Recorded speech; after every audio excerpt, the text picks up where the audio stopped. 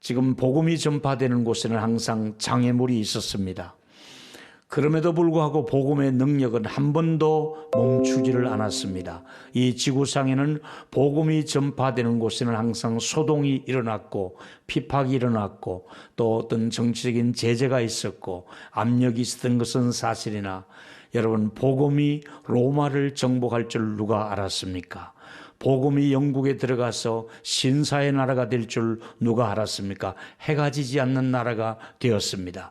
복음이 퓨리탄에서 미국으로 건너가게 되니까 아메리카 대륙을 이루는데 기초가 복음이 있었다는 사실을, 전 세계 유명한 대학을 이루는 데는 복음이 있었다는 사실을, 전 세계 유명한 기독교 병원에는, 그리고 선교사들이 지원한 병원에 의해서 복음이 꽃을 피우기 시작했다는 사실입니다. 복음이 한국에 130년 전에 들어와서 가난에 찌들리고 우상 숭배하던 이 나라가 최고의 문명 국가가 되고 전 세계 10위권 안에 진입할 수 있는 이런 정말 수준 높은 국가가 된 것도 다 복음의 영향력을 우리가 깊이 누리고 있다는 것을 우리에게 보여주고 있습니다. 복음을 전하는 나라들이 번성해 왔고 선교사를 파송하는 국가들마다 하나님께서 선교의 횃불을 높이 드는 국가들마다 하나님은 복음의 능력을 멈추지 않고 지금까지 인도해 주셨습니다. 제가 오늘 여러분에게 전하고 싶은 복음은 한마디로 내가 받아야 될 저주를 예수님이 다 담당해 주셨다, 이 얘기를 선포하는 것이 복음의 내용입니다.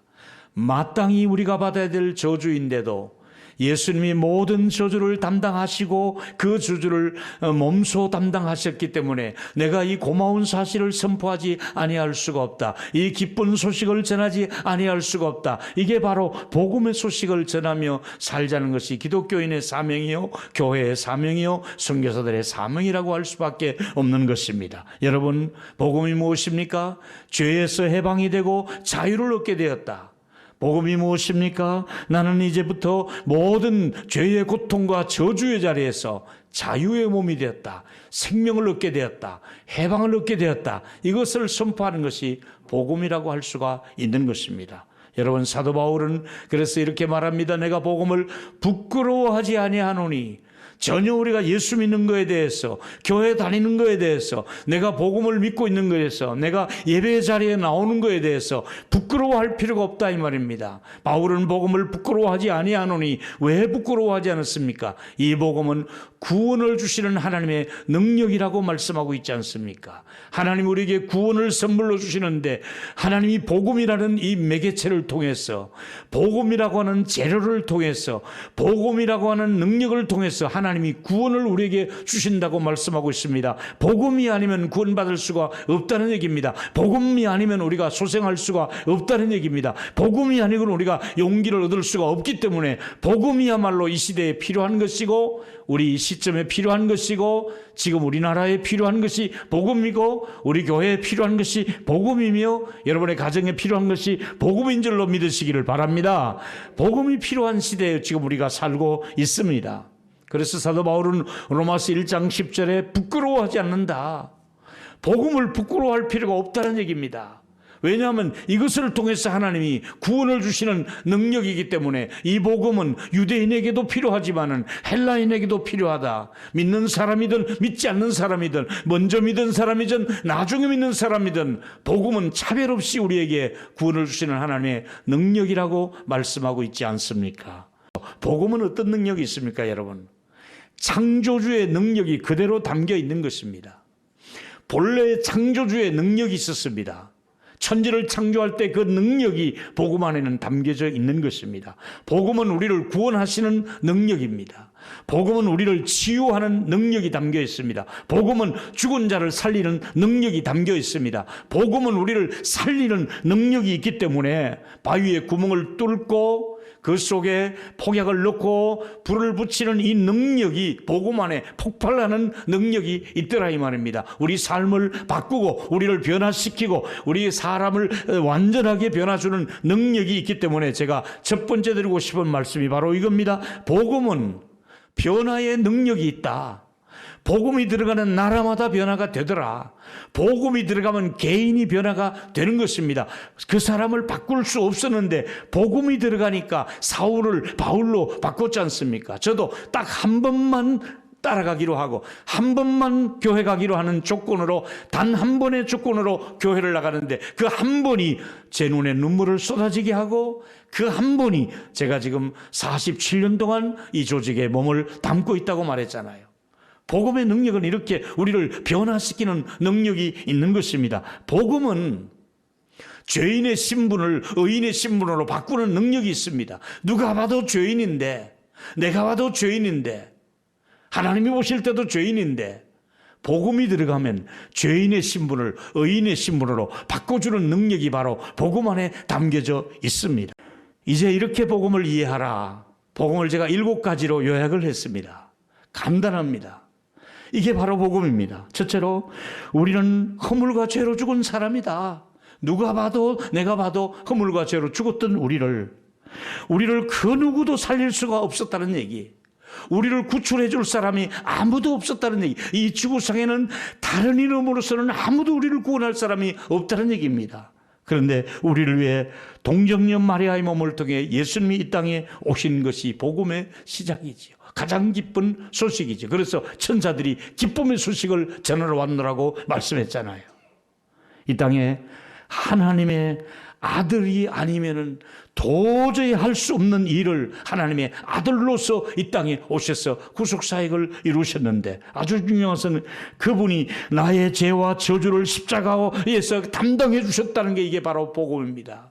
내가 받아야 될 저주를, 내가 받아야 될 고통을 예수님께서 십자가에서 다 담당해 주셨다. 이게 복음입니다. 그분은 우리에게 새 생명을 주시기 위해서 무덤에서 부활하셨다. 이게 복음입니다. 그래서 우리 모두는 이제 복음 때문에 죄와 사망에서 해방이 되었다. 그래서 이 사실을 로마서에서 바로 사도 바울은 고린도전서 15장 3, 4절에 이렇게 기록을 하고 있지 않습니까? 내가 받은 것을 먼저 너에게 전하노니 성경대로, 이미 구약 성경에 예언하신 대로 성경대로 그리스도께서 죄를 위하여 죽으시고 장사 지낸 바 되었다가 성경대로 사흘 만에, 성경대로 3일 만에 부활하실 것을 약속하신 대로 성경대로 죽으시고 성경대로 부활하신 것, 이게 바로 복음입니다. 예수님이 죽으심과 다시 살아나심이 복음입니다. 예수님의 죽으심 때문에 내가 죽었고 예수님이 살아나신 때문에 나도 살아났다. 예수님 죽으실 때 내 죄가 죽었고 예수님 살아나시기 때문에 나도 의로운 몸으로 살아날 수가 있다. 그래서 예수님의 죽으심과 부활하심이 나의 죽으심과 나의 부활로, 이게 바로 복음입니다. 할렐루야. 그뿐만 아니라 이 복음은 정죄하지 않습니다. 세상은 정죄와 비난합니다. 실수를 들추어냅니다. 그리고 모든 것들을 세상에 까발립니다. 그래서 많이 여론을 안 좋게 만들지요. 그러나 로마서 1장 8장 1절에 보니까 예수 안에 있기만 하면, 예수 믿기만 하면은 결코 정죄하지 않는다. 결코 죄인으로 인정하지 않는다. 결코 죄 때문에 망하지 않도록 하나님이 보정을 해주신다. 결코 정죄하지 않나니 여러분의 죄를 결단코 정죄하지 않고 완전하게 하나님이 의롭게 인정해 준다는 사실을 믿기를 축원합니다. 누가 우리를 그리스도의 사랑에서 끊을, 누가 우리를 정죄하리요?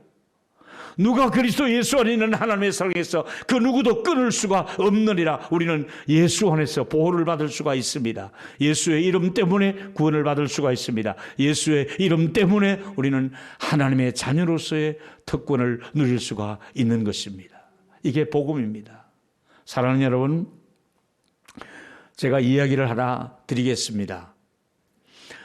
대학교에 시험 치는 마지막 시험, 졸업시험을 치는데 많은 졸업생들이 시험 마지막 고사에 임하기 위해서 시험장 안에 가득 강단에 모였습니다. 문제집이 나왔습니다.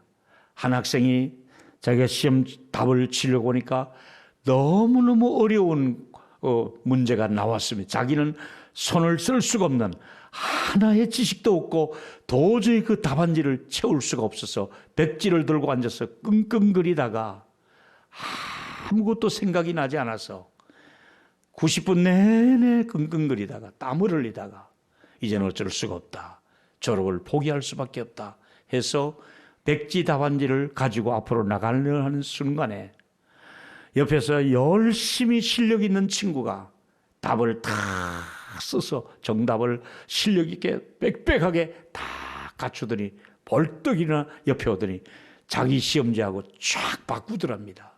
그래서 백지 시험지에다가는 자기 실력 있는 사람의 이름을 써버리고 실력 있게 답안지를 쓴 이 이름을 주고 이 실력 없는 이 친구의 이름을 딱 써가지고 앞에다가 제출을 했습니다. 결과는 실력 있는 이 친구는 대학을 졸업을 못하고 떨어지고 실력도 없는 이 친구는 당당하게 졸업을 했다는 이야기가 진짜 얘기는 아니고 제가 만든 이야기입니다. 예수님이 내 답안지를 보시더니 형편없는 거룩성이 모자라고 도덕성도 떨어지고 정죄바다에 마땅할 흠을 많은 내 답안지에다가 예수님의 답안지를 가지고 오셔서 거룩하시고 의로우시고 완벽하신 예수님의 답안지를 가져오시더니 예수님의 답안지에다가 내 이름을 쓰시고 내가 쓴 내 답안지를 예수님의 이름을 쓰셔서 바꿔치기 하셔서 천국에다가 올렸습니다. 하나님이 제 성적을 보시더니 와, 여기 예수님이 사인을 하셨네. 예수님의 보혈의 피로 얘를 덮어주었네. 형편없이 실력이 모자라는데 예수님의 의를 가득히 채웠네. 너의 모자라는 모든 의를 예수님이 다 채우시고 보혈의 피를 뿌려주시고 보정으로 성령으로 인쳐주시면서 예수님이 사인까지 했으니 김호용 너는 합격이야. 너는 천국에 올 수 있어. 너는 의인이야. 그 대신에 돌아보니까 예수님이 내 고통을 받고 계셨네. 예수님이 내 수치를 당하고 계셨네. 예수님이 내가 당할 모든 추한 것을 예수님이 저주를 담당하시고 계셨다는 사실을 알고 있는 것. 이게 바로 복음입니다. 복음입니다. 예수님의 모든 공로를 내게 주시면서 의가 없는 자라도 도와주심 바라고 십자가 밑에 나가니 창의 헐이 상하여 물과 피를 쏟은 것 내게 헤엄되어서 정결하게 하소서. 나는 도저히 정결할 수가 없는데 그분이 창자국을 받으시고 물을 쏟으시며 못을 박히시며 내가 너에게 의를 줄 것이다. 내가 너를 의롭다고 인정할 것이다. 너는 추하고 모자라지만은 내가 너를 대신해서 너의 허물을 대신할 것이다. 이게 바로 예수님이 우리에게 주신 의입니다. 신학자들은 이 표현을 이렇게 표현합니다. 위대한 교환이라. 십자가에서 위대한 교환이 이루어졌다. 루터의 얘기입니다. 죄를 가져가시고 의를 주셨습니다. 용서를 주시면서 대가를 모든 것을 예수님이 치르셨습니다. 형벌을 가져가시고 나에게 자유를 주셨습니다. 나에게 모든 것들을 수치스러운 것을 다 거두어 가시고 더러운 옷을 벗기시고 의의 옷을 입혀주신 것이 십자가의 즐거운 교환입니다. 뿐만 아니라 하나님께서 위대한 대속의 죽음을 주고 주신 것입니다. 대신해서 죽으신 것입니다. 이신득이라고도 얘기합니다. 믿음으로 의롭다함을 주셨다는 얘기를 학자들은 하고 있지 않습니까? 이제 제가 복음을 세 마디로 요약을 했습니다. 가슴에 손을 얹고 이렇게 한번 따라해 보셨습니다. 나 때문에 예수님이 내 대신 저주를 담당하시고 나는 의로운 사람이 되었다.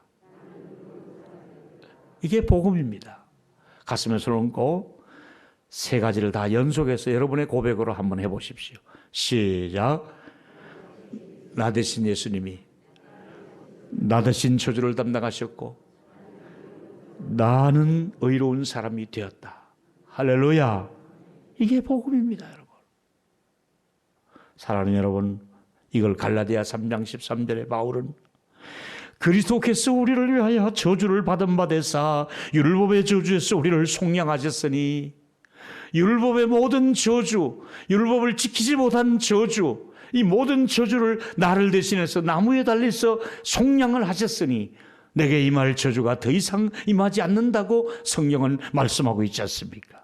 예수님은 내 대신에 멸시와 수치를 받으셨다고 이사야 선지자는 예수님 오시기 700~800년 전에 예언을 했습니다. 예수님이 이런 분이시다 하고 예언했습니다. 이사야 53장 3절에 보니까 그는 멸시를 받아, 나 때문에 멸시를 받아 사람들에게 버림을 받으셨습니다. 이분은 어떤 분입니까? 간구를 많이 겪었고 질고를 하는 자라. 마치 사람들에게 그 얼굴을 가리운 것 같이 멸시를 당하였고 우리도 그를 귀히 여기지 아니하였도다. 그런 실로 우리의 질고를 지고 우리의 슬픔을 당하였거늘 우리는 생각하기를 그는 징벌을 받아 하나님께 맞으며 고난을 당한다 하였도다. 우리가 십자가에 매달았던 그분이 나를 위해서 나의 질고를 지고 나를 낫게 하시려고 채찍을 맞으셨고 평화를 주시기 위해서 예수님이 상처를 입었다고 말씀하고 있지 않습니까? 이제 우리는 그분 때문으로부터 살아날 수가 있었는데 나를 살리려고 그분은 외면을 당하셨습니다. 그분은 버림을 받으셨습니다. 나 같은 사람이 뭘 하고 우리를 살리려고 그분이 버림을 받았습니다. 마태복음 27장 46절에 보니까 제9시가 예수님 운명하는 시간이었습니다.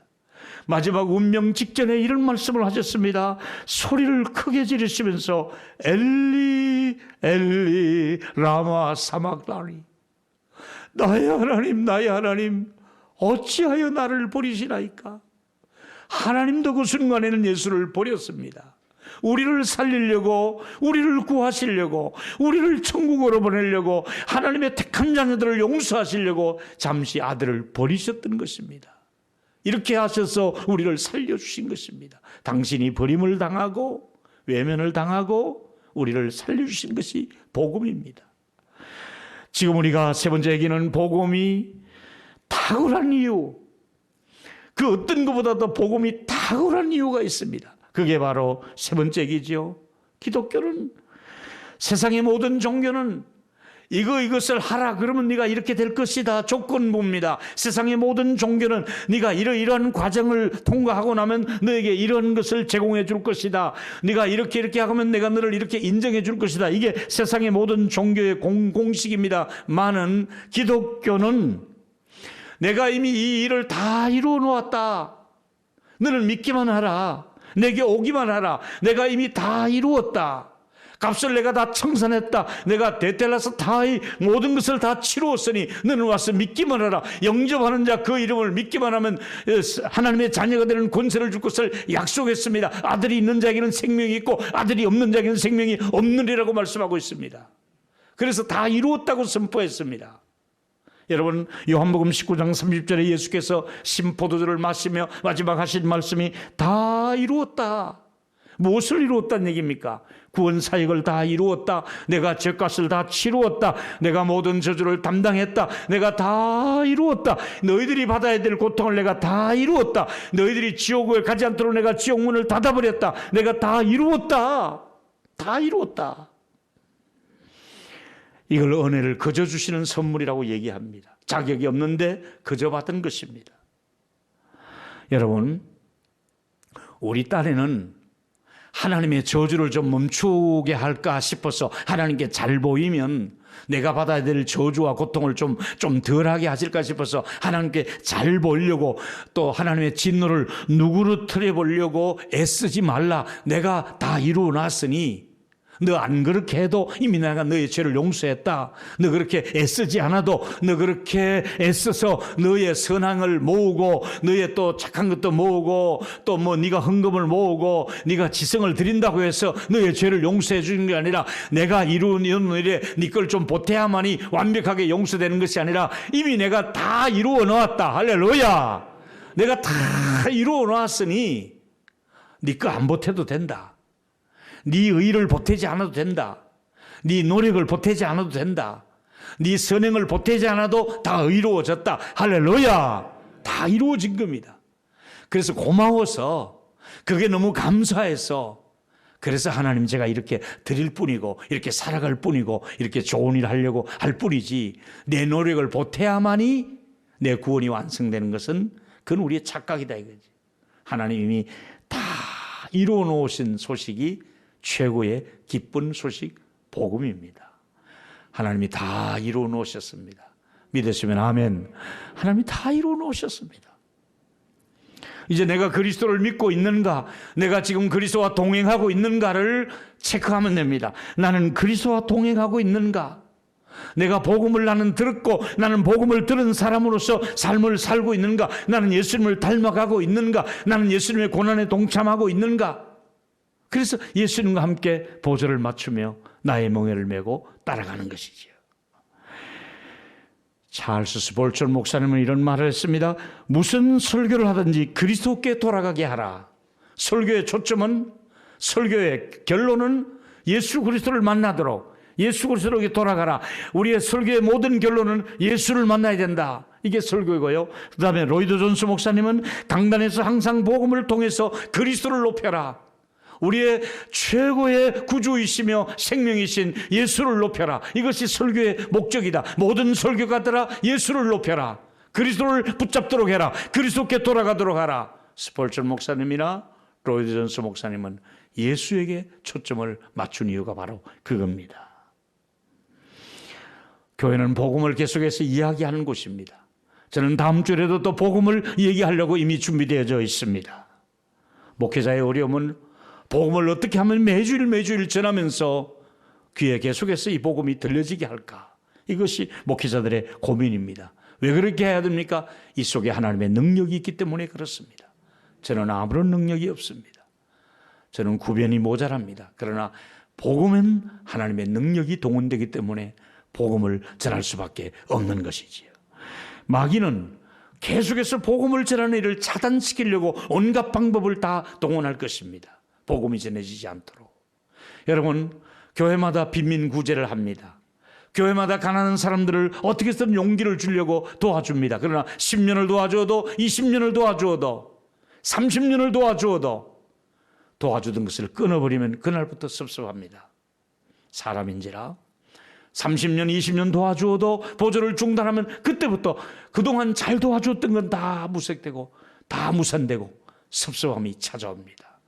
그리고 교회마저도 떠나는 경우를 볼 수가 있습니다. 이게 구제의 맹점입니다. 그렇다고 하지 말라는 얘기는 아니라 복음 때문에 복음을 나눠주기 위해서 구제를 해야 됩니다만 구제보다 중요한 것이 복음의 능력입니다. 복음이 먼저 들어가야 됩니다.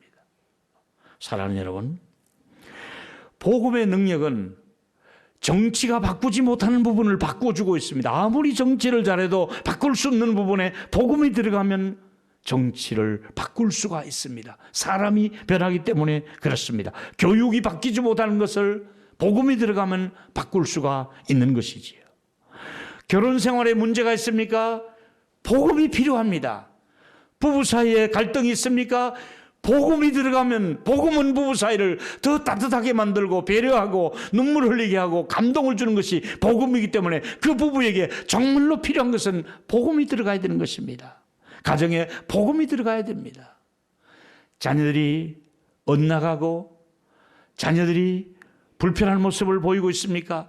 정말 그 자녀에게 피워준 것이 무엇입니까? 취직보다 먼저 돼야 될 것이 뭡니까? 복음이 들어가야 됩니다.